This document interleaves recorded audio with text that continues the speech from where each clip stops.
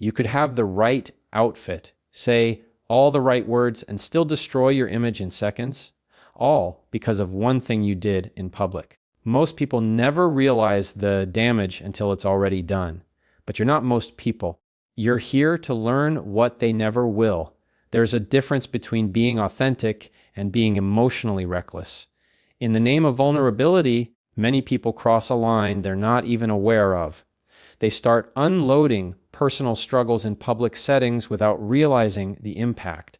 Whether it's a casual conversation at a gathering, a workplace meeting, or even a moment of silence among acquaintances, turning it into a therapy session doesn't make you real. It makes you unaware. And that lack of awareness costs you something valuable: trust and respect. When someone constantly brings up their personal problems in public, what they're doing, often unconsciously, is asking for emotional caretaking. They're hoping for sympathy, connection, maybe validation.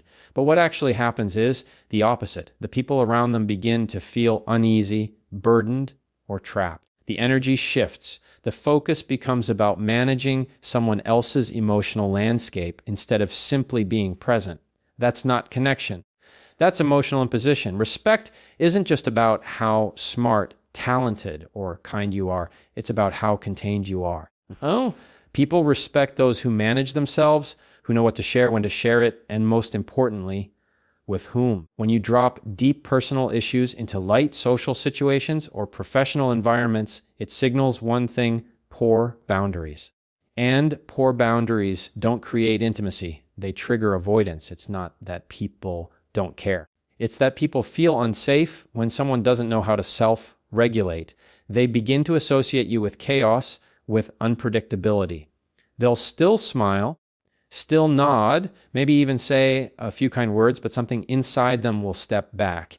And the next time they see you, they may hesitate before engaging again. That's not coldness. That's self-preservation. Being emotionally intelligent isn't about hiding your pain. It's about knowing how to hold it without making it someone else's burden, especially without consent. The strongest people don't always share everything. Speak with precision. They read the room. They understand the difference between unprocessing and oversharing. When you feel that urge to vent publicly, ask yourself, is this the right moment? Are these the right people? Have they earned the weight of this part of me? If the answer is no, then take a pause. What you choose not to say is often more powerful than what you do.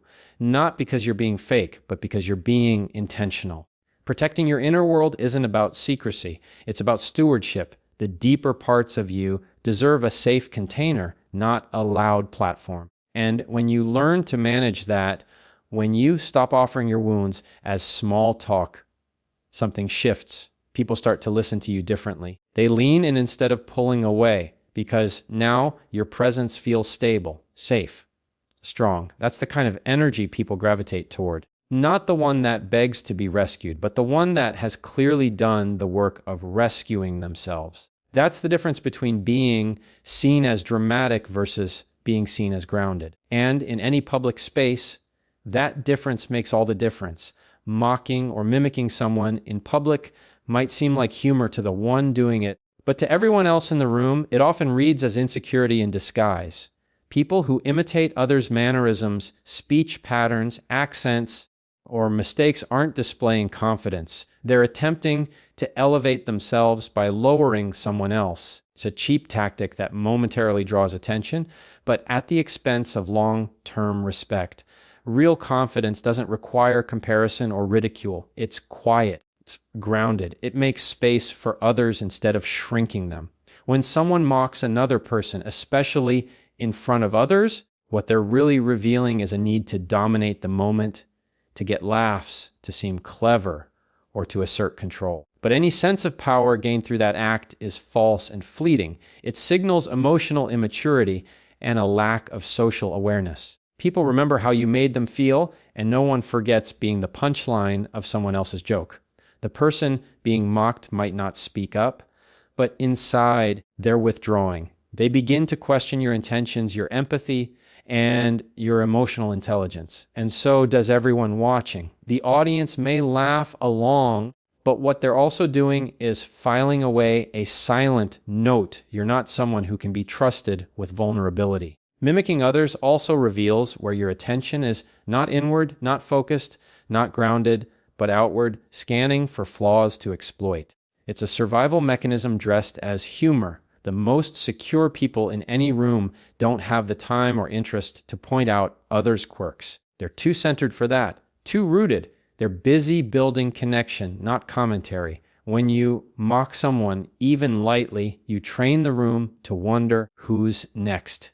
That kind of behavior creates a culture of tension and guardedness. People stop opening up. They start performing around you instead of relaxing. And once people feel like they have to filter their personality in your presence, you've lost something valuable, authentic connection. There's also a deeper cost. The habit of mocking others hardens you. It turns your attention away from curiosity and into criticism. You stop seeing people's humanity and start cataloging their imperfections. That mindset isolates you more than you realize. Because while you're busy trying to look sharp and funny, others are slowly stepping back, unwilling to be next in line for judgment. The truth is, anyone can mock. It takes no strength, no discipline, no self-awareness. But to be in a room, observe people with all their uniqueness, and still choose respect over ridicule, that takes maturity. That builds character.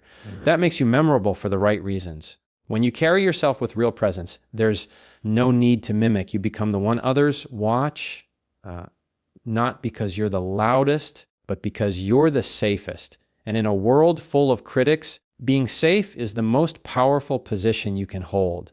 Every time you glance at your phone during a conversation, you're sending a clear message. The person in front of you isn't your priority. You may not say it out loud, but your body language speaks volumes.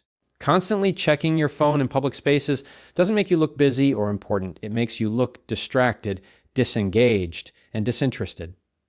Worse, it chips away at the presence and connection you could be building in that moment. We've conditioned ourselves to treat the phone like a lifeline, as if every ping or notification demands immediate attention. But presence is a decision, and when you choose the screen over the person, you're not just breaking eye contact, you're breaking trust. People feel it. They feel dismissed. They may not call you out, but they remember. They start pulling away, they stop sharing deeply, and slowly a wall begins to build. What many don't realize is that your ability to put the phone down signals strength. It shows that you control your attention, not the other way around. It reflects boundaries, not just with others, but with yourself. The discipline to remain fully present is rare, which is why it stands out so strongly. Gravitate to those who make them feel seen, heard, and prioritized. You can't offer that while half scrolling and half listening. In social settings, phone checking breaks the flow. In professional ones, it erodes credibility. In intimate ones, it chips away at emotional safety. Every unnecessary glance at your phone is like turning your back mid-sentence. It doesn't matter how much you explain it. What matters is how it feels to the other person. And once that feeling is lost, it's hard to rebuild. The irony is that people think constant phone checking shows they're responsive, but it actually shows poor control over their time and energy. True responsiveness is intentional. It's knowing when to engage, when to unplug, and when to give your full self to the moment at hand. If you're always reachable, always reactive, always checking in, you're never really here, and people sense that. There's power in stillness. There's presence in undivided attention. When you speak to someone and they know you're not splitting your focus with a screen, they relax, they lean in, they trust you more. That's how influence is built, not by doing more, but by being fully there in what you choose to do. If you want to lead, connect, influence, or be remembered, let your phone take a back seat. Not because you're rejecting technology, but because you're choosing intentionality. In a world where everyone's half distracted, the person who's fully present becomes magnetic. Be that person, not the one who constantly checks out and calls it multitasking, but the one who knows that real connection starts where the phone ends and attention begins. Saying sorry should be an act of integrity, not a habit of insecurity. But for many people, over-apologizing becomes a reflex, a default response to discomfort, disagreement, or simply existing. You bump into someone slightly. Sorry. You voice your opinion. Sorry. You take up space in a meeting or walk into a room. Another, sorry. It might sound polite on the surface, but underneath, it's a quiet form of self-erasure. When you apologize constantly, you're not just expressing humility, you're undermining your own presence. Tells the world you believe you're an inconvenience, a disruption, or that your actions, even when reasonable, require justification. That message may not be your intention, but it becomes your impression. And impressions shape how people treat you, respect you, and remember you. Over-apologizing is often rooted in a desire to be liked, to avoid conflict, or to appear agreeable. But ironically, it can have the opposite effect. Instead of making you seem kind or thoughtful, it can come across as anxious, unsure, or lacking self-worth. People don't trust what you say if you constantly backtrack. They don't take your words seriously if they're always wrapped in unnecessary apologies. There's a difference between being polite and being submissive. A sincere apology has weight because it's rare and intentional. It says, I take responsibility.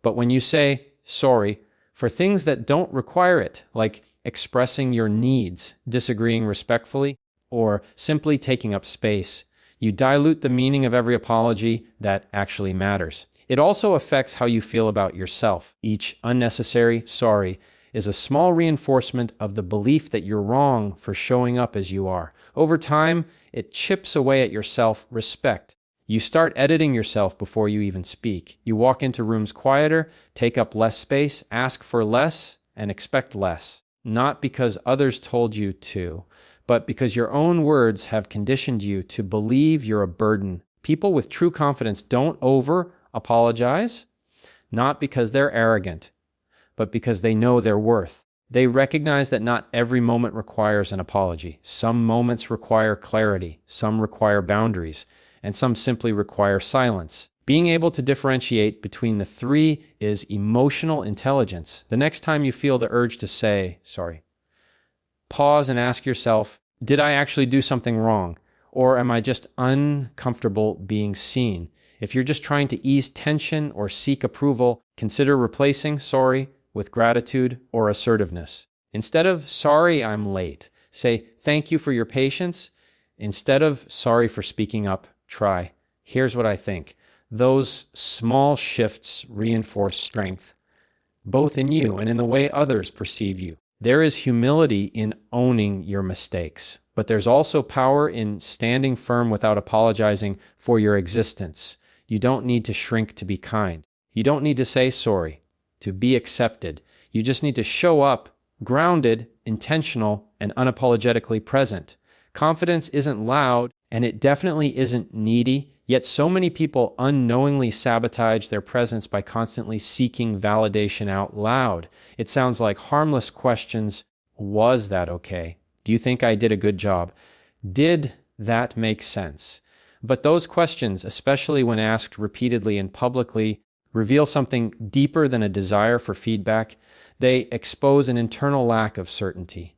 And that lack is what people remember more than the words you said or the actions you took. When you seek constant reassurance, you're telling the room you don't fully believe in your own value. That maybe you're waiting for someone else to confirm your worth before you're willing to own it. That hesitation, that outward search for approval immediately weakens your position, not because you aren't capable, but because you haven't claimed your authority before asking others to trust it. People don't just hear your words, they read your energy. And if your energy says, please tell me I'm enough, they respond not with trust, but with caution. Quiet authority isn't about ego or dominance, it's about calm assurance. It's felt in the pauses, the eye contact, the way you finish a sentence without nervously looking around to see if it landed. It's in the way you don't rush to fill the silence because you're not afraid of your own presence. But when you follow every contribution with a question mark of approval, you undercut your own credibility. Train others to evaluate you instead of listen to you. Validation seeking also shifts the focus away from impact and onto insecurity. Instead of letting your words breathe, you pull the spotlight back onto yourself, trying to make sure you were received the way you wanted. But real presence requires detachment. Say what needs to be said, offer what needs to be offered, and then let go. Not everyone will clap. Not everyone will agree. That's okay. Confidence is about being able to stand in your truth, even when no one applauds it. What many people don't realize is that asking for too much validation actually makes others less likely to give it. Why? Because reassurance becomes a chore, not a compliment. It turns connection into caretaking, and no one wants to constantly manage someone else's self-esteem. Over time, people begin to pull back, not because they dislike you, but because your need becomes a weight they didn't sign up to carry. You can still ask for feedback. You can still care how others feel, but the key is timing and tone. Ask privately, ask sparingly, ask from a place of curiosity, not desperation. There's a difference between "did that make sense?" and "how can I make that clearer?" One is validation seeking. The other is growth driven. When you stop chasing validation out loud, something powerful happens. You become the person who doesn't need constant approval to keep showing up. And that's stability. That's what earns respect. That's what makes people want to listen. Because in a world full of noise, the person who trusts themselves becomes the one others trust. Most people argue to win. They want to be right, to prove a point, to deliver the final word like it's some kind of victory.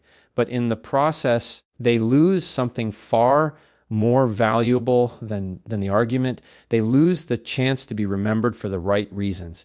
Because when you make a conversation a battlefield, people don't walk away feeling impressed. They walk away feeling exhausted. And no one seeks out the company of someone who leaves them feeling small, cornered, or unseen. Arguing to win is often disguised as passion, but underneath it is usually ego. It's the desire to dominate, not to connect. It's not about expanding perspectives. It's about shrinking the other person's voice. And the truth is, the louder and more aggressive you get, the less influence you hold. People might go quiet when you argue hard, but it's not because they agree. It's because they're retreating. They've stopped engaging and started protecting their energy. What sets influential people apart is that they argue to understand, not to conquer.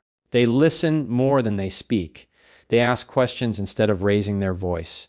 And when they respond, they do it with clarity, not combat. This kind of presence is rare, which is why it stands out. It doesn't demand attention, it earns it. People remember how safe they felt being heard, even in disagreement. That's what builds trust. That's what makes you magnetic. In public settings, especially in professional or social spaces, how you handle disagreement says everything about your emotional intelligence. Anyone can get loud, interrupt, or double down. That takes no skill. But to stay calm, grounded, and genuinely open when someone challenges you, that's strength, that's control. And that's what earns long-term influence. The person who argues just to be right often leaves the impression of arrogance, even if they were technically correct. The person who listens first and responds with respect leaves a mark that lasts much longer. People don't remember every word you say, but they remember how you made them feel. Did you invite dialogue or shut it down? Did you leave space for both voices or just yours? There's also a quiet power in walking away from an argument you don't need to win. Not because you're afraid, but because you've outgrown the need to prove yourself in every room. That kind of restraint speaks louder than any clever comeback ever could. It tells the world, I know who I am. I don't need to dominate to matter. Arguing to understand doesn't mean you lack conviction. It means you value connection more than control. And in the long run, that mindset makes you unforgettable. Not because you crushed someone with your logic, but because you elevated the room with your presence. That's the kind of power that doesn't just win arguments, it earns lasting respect. There's a subtle but damaging pattern that plays out in public conversations, meetings, and social settings, the need to overshadow others just to be noticed. It can look like interrupting someone mid-sentence, turning every story into a personal anecdote or always finding a way to steer the spotlight back onto yourself. On the surface, it may seem like confidence or charisma, but at its core, it reveals something deeper: emotional immaturity and insecurity dressed up as self-importance. The need to shine by dimming others doesn't come from strength. It comes from a belief that worth is scarce, that in order to be seen, someone else has to be unseen. But that mindset only builds temporary attention, not lasting respect. People might laugh at your joke, nod at your story, or even smile at your interruption. But underneath, they're watching how you treat the people around you. And when they see you consistently take up space at someone else's expense, they remember. They may not say anything out loud, but the silent judgment begins to form. True presence doesn't need a spotlight. It creates one for others. Emotionally mature people understand that power is expanded, not hoarded. They know how to step forward when needed and how to step back so others can rise. They aren't afraid of someone else's success, voice, or perspective. In fact, they welcome it because they know their value doesn't shrink just because someone else is shining too. When you consistently try to outdo, outtalk, or outshine, you become exhausting to be around. Conversations stop being collaborative and start feeling competitive. People become guarded, holding back ideas or stories because they know you'll likely hijack them. What could have been connection turns into performance. And that performance comes with a cost: the erosion of trust and relational depth. The irony is, the more you try to be the center of attention, the less people feel drawn to you. Not because you're not talented or smart, but because your energy doesn't feel safe. People don't feel like they can relax around you because they're always bracing for the moment you'll take over. That creates distance, not admiration. Real leadership and presence come from being confident enough to let others speak fully, to amplify instead of compete. Celebrate others' brilliance without inserting your own. That doesn't make you invisible. It makes you powerful in a different way. It shows you've mastered something many never do: the ability to elevate a room without needing to dominate it. If you truly want to be respected, remembered, and trusted, resist the urge to constantly prove your worth. Let your actions speak. Let your presence breathe. Let others shine without fear that it takes anything away from you, because the ones who don't chase the spotlight often end up owning it. And the ones who know how to share it, those are the people everyone wants to follow. Power isn't found in volume, it's found in control. There's a common misconception that speaking louder commands authority, that raising your voice somehow increases your value in a conversation. But the truth is, the need to speak over others often signals a lack of internal grounding. It's not power, it's panic in disguise. Because people who are truly confident don't need to raise their voice to be heard. Their calm presence does the speaking for them. When someone starts to talk louder to make a point, it usually reveals that they're not trying to connect. They're trying to dominate. They're focused on winning, proving, or overpowering rather than being understood. And ironically, the louder they get, the less people listen, because loud voices create noise. Composure creates clarity. It allows space for impact, for tension, for presence. That silence between your words, it says more than shouting ever could. Composure is quiet strength. It's the ability to stay centered when others escalate, to remain steady when others rush to fill the silence. It shows people that you are in control, not just of the situation, but of yourself. And that kind of control builds credibility fast. Become someone who doesn't flinch, doesn't scramble, doesn't need to perform. You speak with intention, not intensity. And people feel that. There's also a psychological edge to composure. When everyone else is reacting and you're the one who remains grounded, the room naturally turns to you. People instinctively look for someone who feels stable, someone who isn't easily moved by pressure or emotion. That's the person they trust. That's the person who leads. And that trust is earned not through volume, but through presence.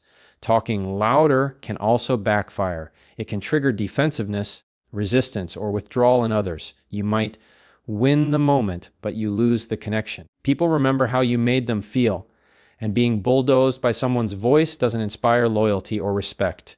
it creates distance. And in that distance, your influence fades. Composure, on the other hand, invites people in. It slows down the energy. It makes space for others to speak, and in doing so, gives weight to your own words when you do. The most impactful voices in any room are often the quietest, not because they lack something to say, but because they know exactly when to say it and how. There's no need to raise